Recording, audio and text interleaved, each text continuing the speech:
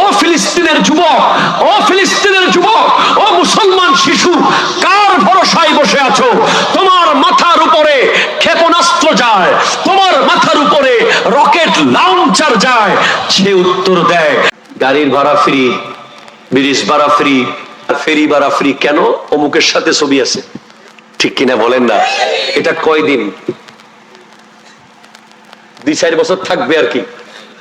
আরে আল্লাহ, যারা আল্লাহর মকবুল বান্দা, যারা সত্যিকারে মুমিন বান্দা, তারা একমাত্র ভরসা করে আল্লাহর উপর।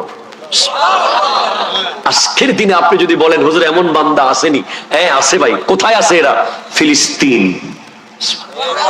জোরে জোরে বলেন না সুবহানাল্লাহ। ফিলিস্তিনের মানুষকে আপনি জিজ্ঞেস করেন না কার ভরসায় বসে আছো গাজার ভিতরে? কেন পালিয়ে যাচ্ছ না? কেন পাহাড়ে পর্বতে চলে যাচ্ছ না? কেন এখানে বসে আছো? কে আসবে তোমাদেরকে বাঁচাতে? কে আছে তোমাদের পাশে? আরব বিশ্বের নেতারা পর্যন্ত সবাই একমত হতে পারে নাই। রিসেন্টলি সবাই একসাথে বসেছিল, গোটা বিশ্ব তাদের দিকে তাকিয়েছিল। 3টা দেশ, তার মধ্যে একটা হলো বিশেষ করে ইউএই, ইউনাইটেড আরব আমিরাত, আরেকটা মরক্কো, আরেকটা কোন দেশ জানি। এই 3টা দেশ একমত হতে পারে নাই বলে ওই ফিলিস্তিনের পক্ষে কঠিন সিদ্ধান্ত নেওয়ার সুযোগ হয়নি। বুঝতে পারতেছেন আপনি পরিস্থিতি কোথায় চলে গেছে? তো বুঝতে হবে, ও ফিলিস্তিনের যুবক, ও ফিলিস্তিনের যুবক, ও মুসলমান শিশু, কার ভরসায় বসে আছো? তোমার মাথার উপরে ক্ষেপণাস্ত্র যায়, তোমার মাথার উপরে রকেট লঞ্চার যায়। সে উত্তর দেয়, আমার মাথার উপরে রকেট লঞ্চার, আর রকেট লঞ্চারের মাথার উপরে আমার আল্লাহ। ঠিক কিনা? জোরে কথা বলেন না। আমার উপরে পাওয়ার দেখাচ্ছে ইসরায়েল, ইসরায়েলের উপরে পাওয়ার আমেরিকা, আমেরিকার উপরে পাওয়ার আমার আল্লাহ। ঠিক কিনা? কথা বলো। সেজন্য যারা আল্লাহর উপরে ভরসা রাখতে পারে তারা AK-47 কে ভয় পায় না, MK-16 কে ভয় পায় না, তারা মিসাইলকে ভয় পায় না, তারা ট্যাঙ্ককে ভয় পায় না, তারা পরমাণুকে ভয় পায় না। তারা জানে আল্লাহ উনি যিনি একটা বাতাস দিয়ে কোভিড-19 মতো গোটা বিশ্বের মানুষকে ঘরে ঢুকিয়ে দরজা বন্ধ করিয়ে বসিয়ে রাখতে পারে। ঠিক কিনা? কথা বলে হাত তুলে বলেন ঠিক কিনা বলেন। মুমিন হবে তারা যারা আপন ভাই ভাই থাকবে, কখনো যাদের মধ্যে দ্বন্দ্ব হবে না। তারা কখনো 1 ইঞ্চি জায়গার জন্য মামলা করবে না, 2 ইঞ্চি জায়গার জন্য যুদ্ধ করবে না, 3 হাত জায়গার জন্য ঝগড়া করবে না। তারা একসাথে মিলেমিশে থাকবে, প্রয়োজনে জায়গা দিয়ে দেবে, নিয়ে নে, তোর যা লাগে নে, তারপরও আমার সাথে তুই মিলে থাক, কারণ আমি মুমিন হয়ে মরতে চাই। ঠিক কিনা? জোরে কথা বলেন। আমার আল্লাহ বলছেন ফাআসলিহু বাইনা আখওয়াইকুম, মুমিন ভাইয়ের সাথে যদি কোনো কারণে দ্বন্দ্ব হয়ে থাকে, আজকে দ্বন্দ্ব নিরসন করে ফেলো, এখন মিলে যাও, এখন জড়িয়ে ধরো, এখন গলায় লাগাও, এখন মুসাফা করো, এখন সিনার সাথে লাগাও। কেন লাগাবো? ওয়াত্তাকুল্লাহ, আল্লাহর ভয়ে লাগাও।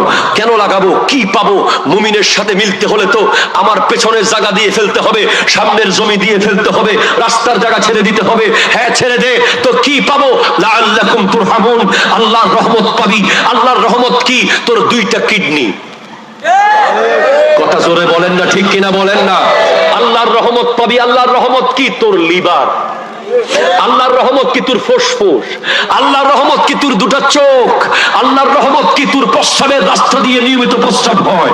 আল্লাহর রহমত কি? তোর পায়খানার রাস্তা নিয়মিত ঠিক আছে। আল্লাহর রহমত কি? তুই যখন ঘুমাতে যাস তোর নাক দিয়ে সাপ ঢুকে না, বিচ্ছু ঢুকে না, কেঁচু ঢুকে না, ভয়ঙ্কর কোনো পাখি, কোনো পোকা ঢুকে যায় না। এটাই আল্লাহর রহমত। ঠিক কিনা? সেজন্য জায়গা ছেড়ে দে, ভাইকে গলায় লাগা। ঠিক কিনা? কথা জোরে বলেন। কোর্ট বিল্ডিং এর উপরে যখন ভাইয়ের বিরুদ্ধে ভাই মামলা করে, বিশ্বাস করেন আমি আমি আমি আমি যদি আমার ভাই যদি কোনোদিন বলে যে এইটা আমার, বলবো লই যা, কি হবে? ঠিক কিনা? যদি বলে এটা আমার, নিয়ে যা, ওটা আমার, নিয়ে যা, কত নিতে পারো নিয়ে যা, আমার এগুলো লাগবে না, আমার আল্লাহর পক্ষ থেকে পুরস্কার লাগবে। ঠিক কিনা? যেই মত, কেমন মত, যেই মত মুমিন যেদিন মারা যায় গোটা পৃথিবীর সেদিন ঈদ হয়। সুবহানাল্লাহ, আপনি বলতেছেন না বাবা?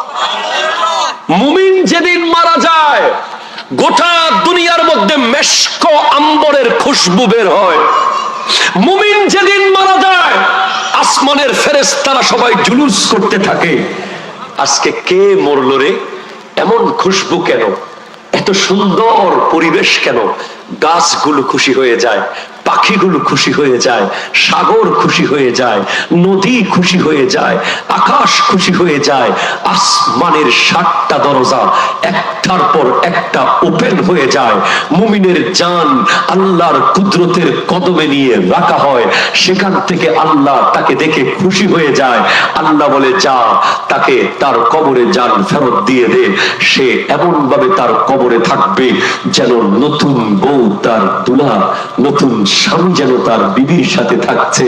মুমিন কবরে যাওয়ার সাথে সাথে তার সাথে হুরের বিয়ে দেওয়া হয়, যেই বিয়ের ওকালতি করে আমার আল্লাহ নিজে।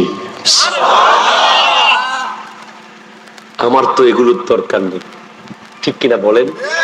কি হবে, 100 বছর পাবেন জায়গাটা? কি বোকা আমরা, কতদিন গালাগালি করেছি, ঠিক না? 1 ইঞ্চি জায়গার জন্য পেছন দিয়ে একবার গালি, সামনে দিয়ে একবার গালি, পোলা দিছে গালি, বৌরা বৌরা গালাগালি। কথা জোরে বলেন না, ঠিক কিনা? শ্বশুর শ্বশুর গালাগালি, নাতিপতি গালাগালি, প্রজন্মের পর প্রজন্ম শুধু গালি শিখেছে, শুধু 1 ইঞ্চি জায়গার জন্য, ঠিক কিনা কথা বলেন?